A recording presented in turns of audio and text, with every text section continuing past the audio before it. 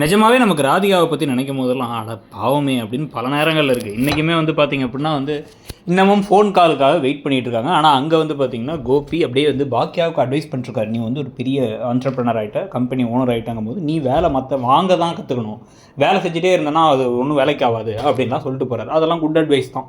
உடனே அதுக்கு பெருமைப்பட்டு இருக்காங்க ஈஸ்வரி வேறு. இன்னொரு பக்கம் தான் வந்து பார்த்திங்கன்னா ராதிகா என்னடா அது ஒரு காலே பண்ணு, நம்மளே கால் பண்ணணும்னு கால் பண்ணால் இவர் தூங்கிட்டு இருக்காராமா. எடுத்துகிட்டு வந்து எனக்கு இங்கே எல்லாரும் என்ன ரொம்ப மிஸ் பண்ணியிருக்காங்க, எல்லாருக்குமே என்ன ரொம்ப பிடிச்சிருக்குது, எல்லாருமே என்ன வந்து தேடினாங்க, நான் வந்து இனியாவுக்கு அட்வைஸ் படிக்க சொல்லி கொடுத்தேன், பாக்கியாவுக்கு அட்வைஸ் பண்ணேன்னு என்னென்னவோ பேச, எங்களை மிஸ் பண்ணலையா அப்படின்னு கேட்டால் அதுக்குமே வந்து இவங்கெல்லாம் என்ன மிஸ் பண்ணாங்கிறாரே தவிர அதை பற்றி எதுவுமே பேசலை.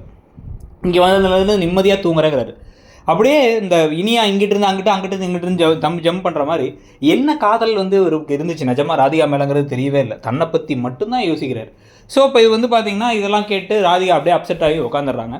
இதுக்கு நடுவில் வந்து நைட்டில் திரும்பி 11 மணிக்கு வந்து ஏதோ வேலை செஞ்சுட்டு இருக்காங்க பாக்கியாங்கிறனால வேணுனே ஒரு தண்ணி பிடிச்சி பாக்கியாட்ட பேசலான்னு கிளம்பி போகிறார். மன்னிச்சிரு பாக்கியான்னு, தப்பு பண்ணிட்டேன் பாக்கியா, எங்கள் வீட்டில் எல்லாரும் அப்படி எங்கள் அம்மா வந்து என்னை வந்து அப்படி காயப்படுத்திட்டாங்கன்னு தான் அப்படி பண்ணிட்டேன் அப்படி இப்படின்னு பேச அவங்க அமைதியாகவே இருக்காங்க பாக்கியா. இதை பார்த்து ஈஸ்வரி சந்தோஷப்படுறாங்க, பரவாயில்ல அவங்க சேர்ந்துருவாங்க போலன்ட்டு.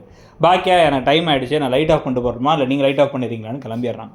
உடனே வந்து இப்படி ஒரு நல்ல பொண்ணு நம்ம தேடினா கூட கிடச்சிருக்காது, அவளை போய் விட்டுட்டியடா நீ அப்படின்னு அவங்க அம்மா வேறு சொல்ல. உடனே கோபி அதை யோசிக்க ஆரம்பிச்சிட்டார், கரெக்டு தானே, திருப்பி பேசாமல் இங்கேயே சேர்ந்துக்கலாம் அப்படின்ட்டு. மையம் மேலே ஏதோ அவ்வளோ பாசம் இருக்குங்குவார், கொஞ்சம் கூட பாசம் இருக்க மாதிரி ஒரு செகண்ட் கூட காமிச்சிக்கல. இந்த அளவுக்கு சுயநலமான ஆள் தான் அவர். தனக்கு எது தேவையோ தனக்கு எது பெட்டர்னு நினைக்கிறதோ அதை மட்டும் தான் யோசிப்பார், இன்னொருத்தவங்களை அம்போன்னு விட்டுருவார் நம்பி வந்தவங்கள.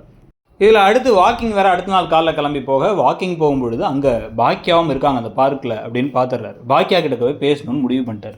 உடனே வேணுனே வந்து ஈஸ்வரி கூட நடந்துக்கிட்டு அங்கேயே பார்த்துட்டு இருக்க ஈஸ்வரி அதை புரிஞ்சுக்கிட்டாங்க. டக்குன்னு சரி ஓகே நாங்கள் போய் அந்த பக்கமாக போகிறேன், இந்த பக்கம் ரொம்ப ஒருத்தர் பிளேடு போடுவார் அப்படின்னு போய் சொல்லிட்டு போக ஈஸ்வரி அப்படின்னு இழிக்கிறாங்க.